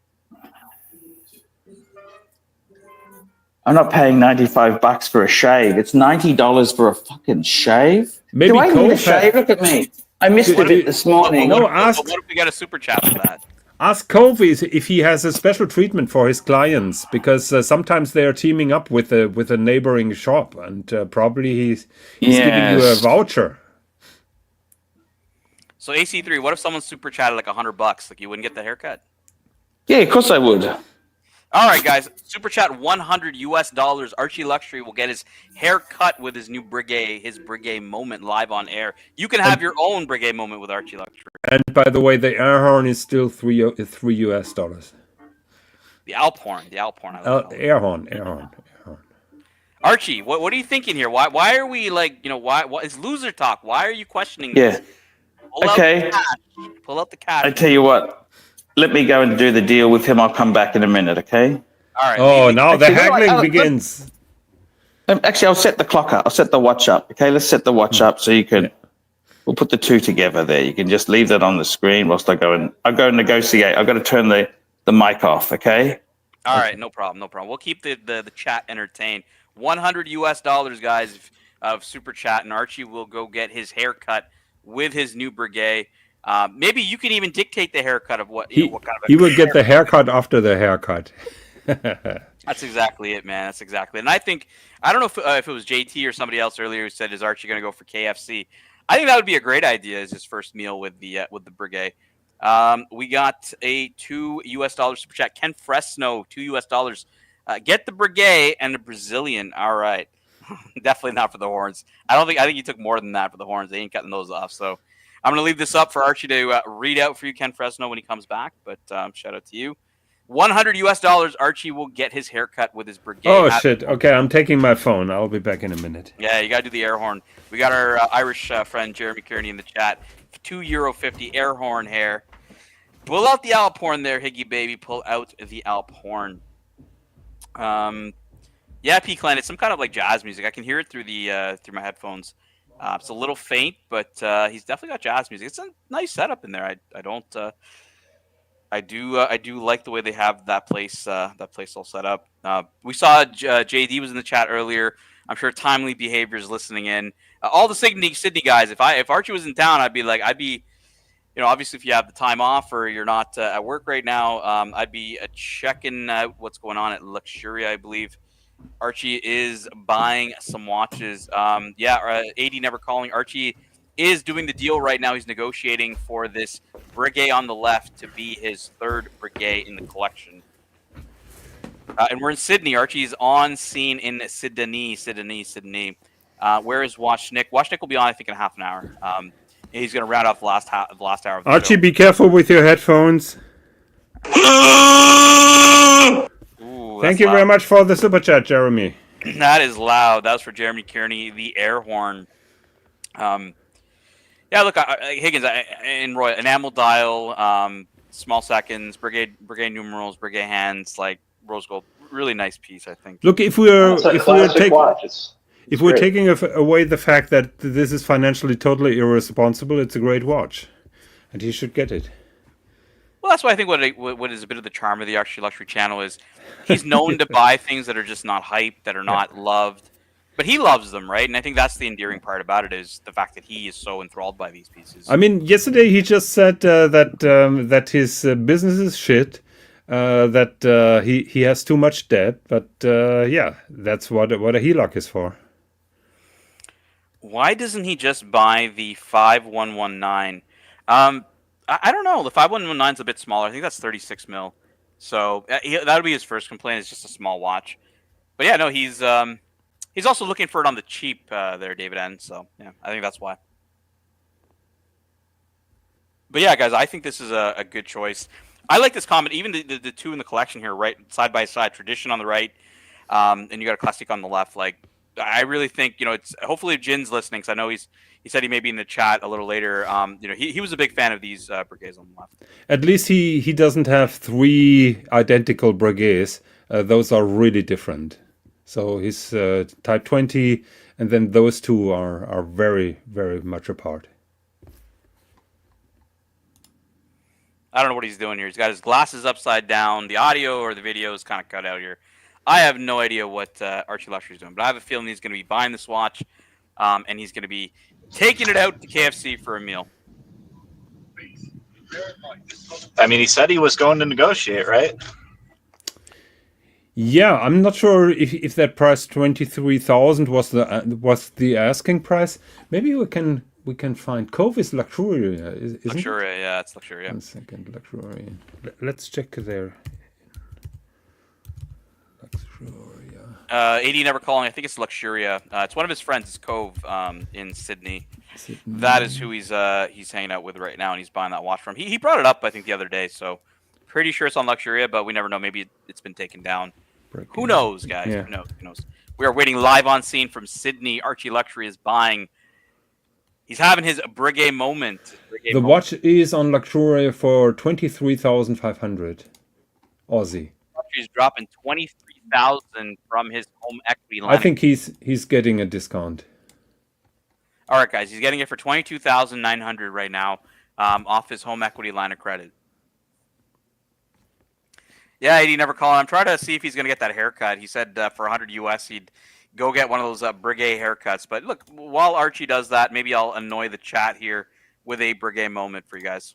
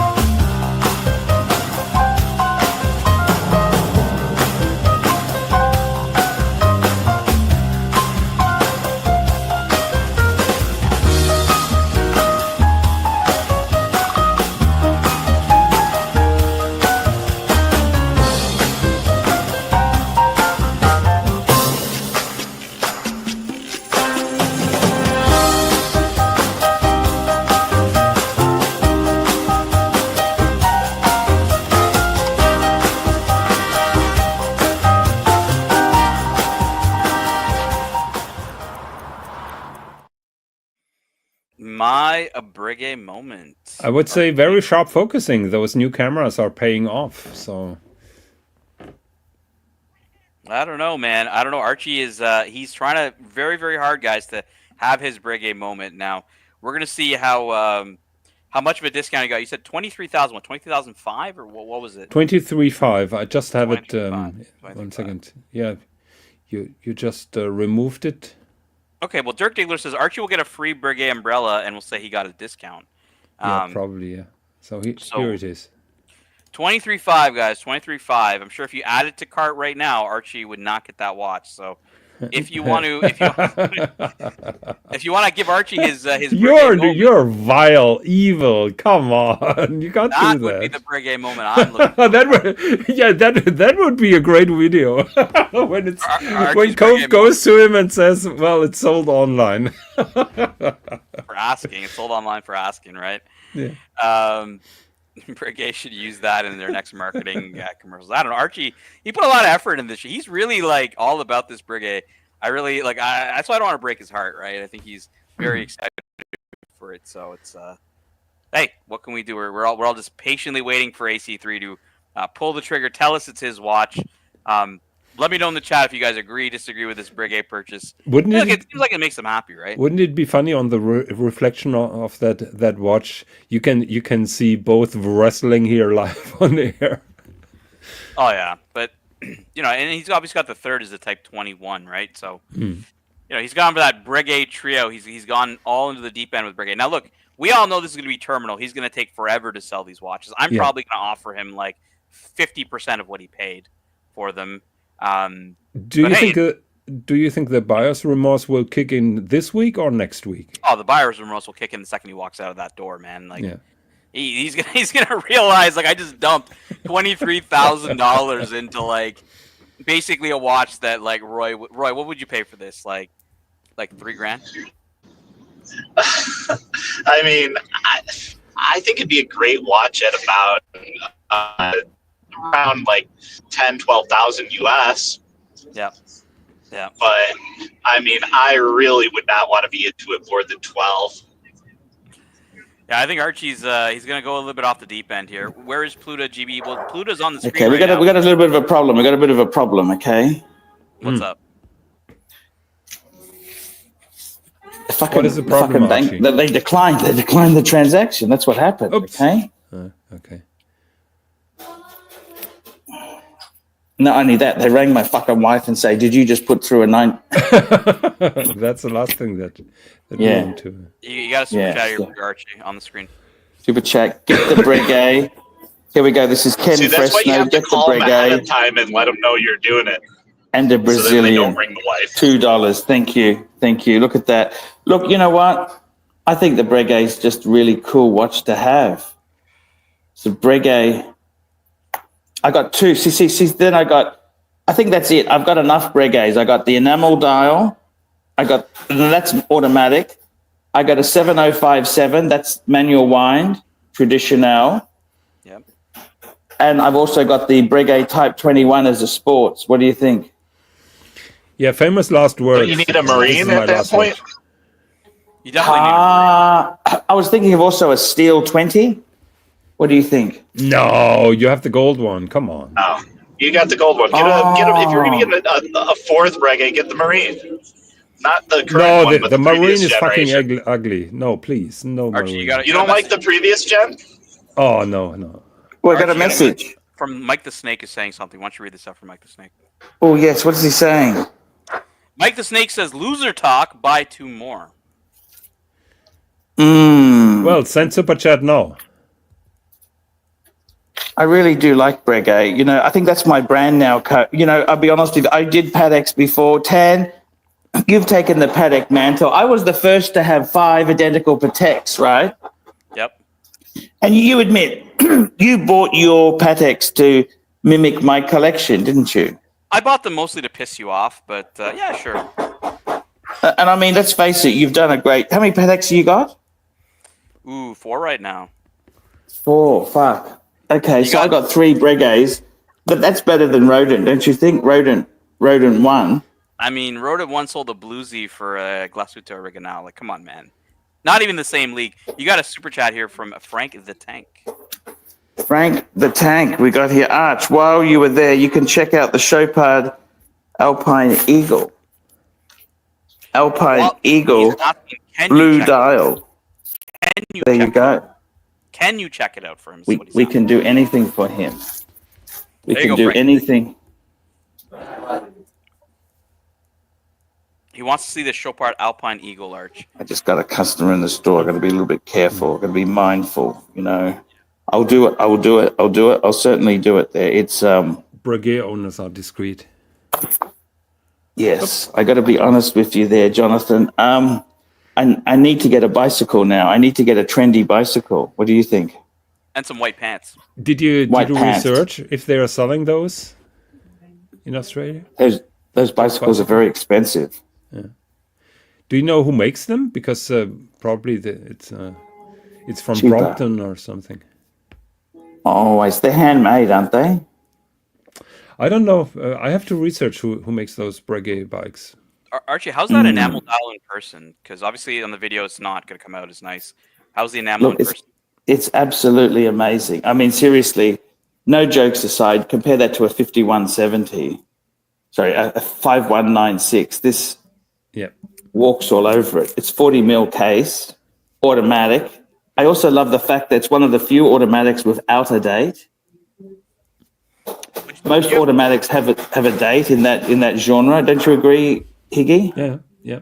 Would you have preferred it as a manual line though? Would you have preferred it as No. Because I want the difference. Because I got the 7057 as my manual. I wanted this with enamel and also automatic. No. It's perfect. It's absolutely. How do you like perfect. that recess area around the second hand? Well, that's actually quite clever how it's done because it's not just. It's kind of, you know how hard that is to do. Just out of interest, I don't know if you know anything about ceramics or anything, but it's impossible. Is that, you know? Yeah, it's difficult to make that without cracks.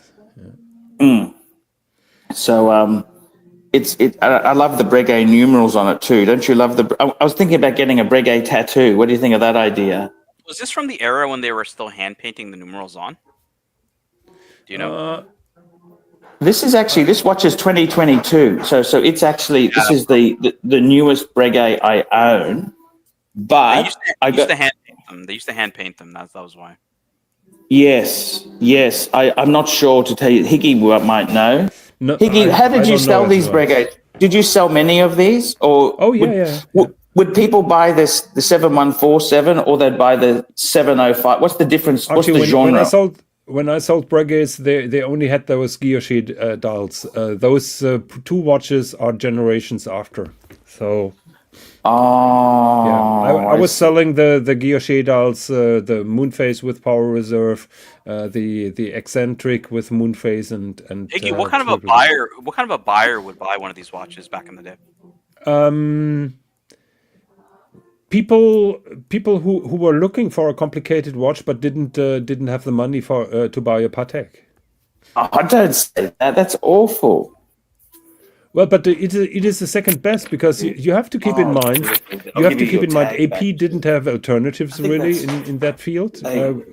If we're not talking about perpetual calendars. And, by the way, guys, guess what I bought my wife as well. You know that. I don't know if you know this. It's the little Omega. Nice. You bought this as well?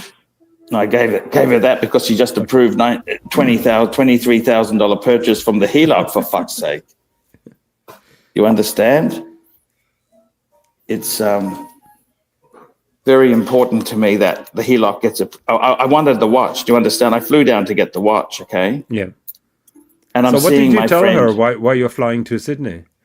Oh, just to have a special romantic weekend with her, a day with her. Your wife is think, with you? Yeah, Okay, she's with him. Yeah, she's with him. Yeah. But you know what I said to her? Why don't you stay in the hotel and just relax and be pampered? Because I got a bit of men's business. The men need to do some business, and you wouldn't be interested. You're getting a haircut. That is what you should tell her. And all I do is I got a text message from the bank saying your $23,000 purchase has been declined because security, and then 30 seconds later, the wife texts me and says, somebody tried to buy something for $23,000 in Sydney. What's going on, Uzi? Yeah, what up? Archie's having his Breguet moment right now. He's getting hosed for $23,500, Uzi. Would you pay that money for that watch on the left? I don't even know what that watch is, to be honest with you. It's the meaning of life, Uzi. That is the meaning of life. Okay, that's what it is. It's not. Never even heard of it. It doesn't even exist. I feel like you can pay 23 for it if they throw in the Omega, just to get the purchase out of the door. Does it count to be a Breguet moment when your credit card is getting declined? That is the Breguet moment. Yeah, actually, that's rather embarrassing. Okay, I don't give a shit. You know that? Not really. I don't care. I don't care. Breguet men are alpha men, so you. We got a VIP in the chat, Russell996, who says lovely looking enamel Breguet, Archie. He loves it. So shout out to Russ. It is a beautiful Breguet. I mean, you can't. I don't care what anyone says. It is just. No worries, Uzi. Surreal. You know what I mean? You didn't show Uzi the Omega. Uzi hadn't seen the Omega. Oh, Uzi's gone. Yeah, he had to go. He said he'll come back later. AC3, what are we doing? Are we waiting for the bank to authorize the money that you already have, or what? Actually, we're waiting. You know what we're waiting for? We're waiting for the third Breguet. Dave's coming to meet me at the store. Oh, I'm more interested to know what Dave's wearing on the wrist today. He is actually got some really classy stuff. He sold his 5070. Yeah. And he bought a gold. Actually, you know what he's buying? Can I tell you what he's buying? Well, actually, he has a double split, right? Yes, he does. He's actually buying a Maserati. Today? Nice. No. He bought it a couple. He hasn't got delivery yet. They're fixing the sticky buttons. Yep. Are you gonna go with Dave or? That's why I was hoping to do that, but I said to Dave, "Hey, I got to come down anyhow," and I wanted to make sure the HELOC's not all spent. So I had to fucking. I said, Dave, I got to draw a line in the sand. I want to. Do you have any outstanding payments with Dave? Because I'm just worried what he will say when you're buying a new watch and you haven't paid. Well, actually, I'm fixing him up. I'm going to fix him up. Okay. I'm going to fix him up. It's okay. If I knew Dave was coming, I would have asked you to see if he could bring the double split. That'd be cool to see on the channel. That is a very cool watch, you know? Yeah, I love it. I mean, last time I think Dave was on the channel, he had like the 5170 on. He not even the 5070. He had a 5170, didn't he? Yes. Yeah. Yes. You got a super chat, Archie, from Billy Jean's PhD. Billy Jean's PhD. Breguet sucks. Plastic has the true bluesy. I love Rolex still. Don't get me wrong. I actually love. I really love. Just trying to give it a bit of a twirl. I don't know. Yeah, it's a beautiful look. It's a beautiful Breguet. Look, the Maserati itself. It's a Stradale, a Maserati Stradale. It's got a lot of people criticized it. It's got a lot of carbon fiber on it. Okay. Are you anti-carbon fiber, guys? I love carbon fiber. Give me more carbon fiber. Yeah. Yeah. So because it's a Stradale, that's one of the top of the line Maseratis. It's got about 60% worth of clutch left. Apparently, when you buy a Maserati, the clutch is important on those paddle shift cars. Do they have a tool to analyze the clutch? Well, you take it to a specialist, Maserati, Ferrari specialist. He loves Maserati. Look. It's like this. People criticize me. By the way, Tan, when we're going to, I don't know if you know what happened. I had a small problem. I actually booked my hotel in Geneva for the wrong fucking month. Okay. Yeah, but Agoda will fix you up, I think, right? No, I had to get really nasty with them. They've now fixed it up. So I've now got a hotel from the 1st to the 8th of April. In Geneva? Yeah. Yeah, but I thought you were going to go to Germany. Well, I wanted to do the hotel anyhow, and then I can decide what else I do. You know what I mean? So now are you going to sublet that hotel? Like if you're not in Geneva? Yeah, you're paying double for the hotel because when you hold on. I'm going to go stay for free, man. Like, hold on. Iggy. Okay. I'm going to stay for Archie's already paid for. I'm going to go stay there for free. Tan, you're welcome to stay with me if you want to. Yeah, I got to figure it out. Hey, how about me? Nah, fuck Archie. that. You could either one of you guys. One of you can stay with me. Higgy, I wanted to ask you if we're going to Germany. You're happy to look. I'll be honest with you. I want to look at cars, Tan. Yeah, so I was talking to Higgy about this today. Like, so are you going to go to Munich or are you going to go to Stuttgart or are you going to go to both? Because BMW's in Munich, Porsche's in Stuttgart. You know that, right? They're different places. I think Archie doesn't hear us. Yeah, but like, I mean, how far apart are those places, Higgins? It is at least 2 hours. Better 3 hours one way. Hello. Yeah. Hello, Archie. Archie, you know that Munich and Stuttgart are two different places, right? Like they're far away. I got to tell you, Higgy, I really want to see cars. See, I that's the important thing to me is cars. Cars. Yeah, fuck those watches. Yeah, I agree.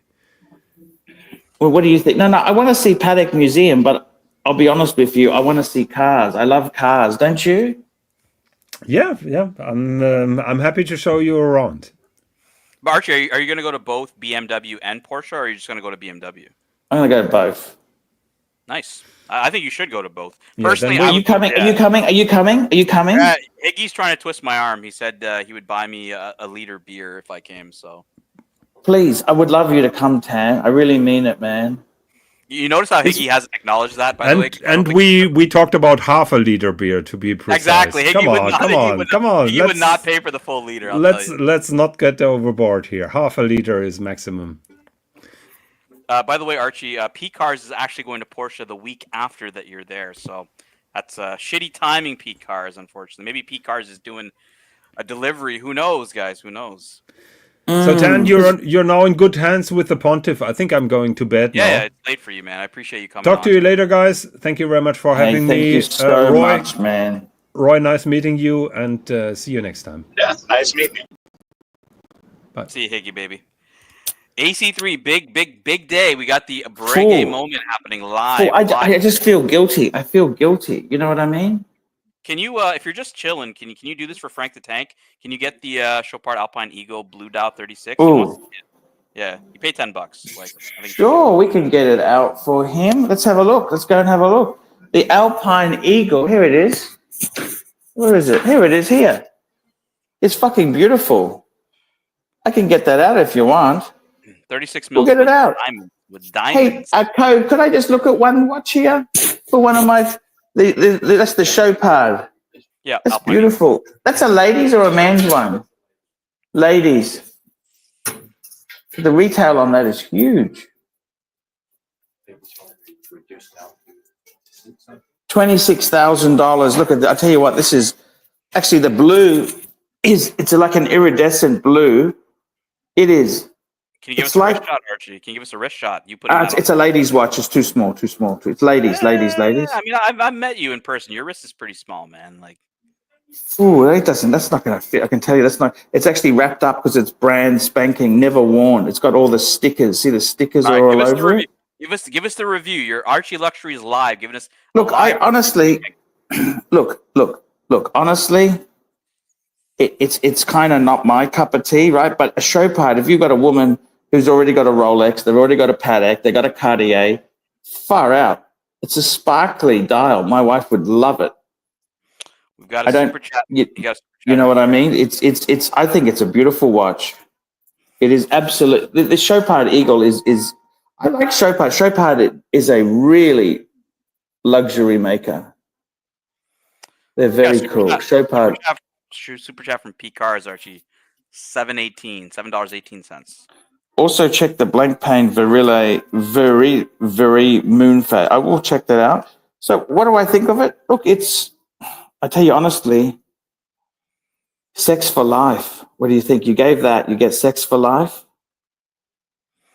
At least 12 months. If it was Cartier, maybe. Chopard, I don't know. Oh, it's diamond. I mean, fuck it. You know what the retail on this thing is? Actually beautifully. Look at the clasp on it. It's actually got a beautiful butterfly double deployant there. Would you recommend this watch for a guy like Uzi? You know he likes his diamonds, right? And this is a lady's watch for starters. It's lady. It's like even though it's 36, it's actually, you can see it's very feminine how it's structured. Okay, it's not a man's watch. It is not a man's watch. This is all right. So that'd be good for this is. And what was the other watch? The Blancpain Viret Moon Phase. I'll give that back to you there. Let's have a sticky beak. Oh yeah, he's actually Cove has got some beautiful. Here we go. There we go. There's two of them. There you go. What do you think of that? They want your review, Archie. What do you think of these watches that you have on the screen? Look, I'll be honest with you. They are beautiful. They're high horology pieces. I'd rather have the Breguet. I think the Breguet just. I like the design cues of the Breguet. I tell you what's beautiful. Look at this. Cartier dry. Look at that. Cartier. This is beautiful. There's a blank pane with the green. You had the gold.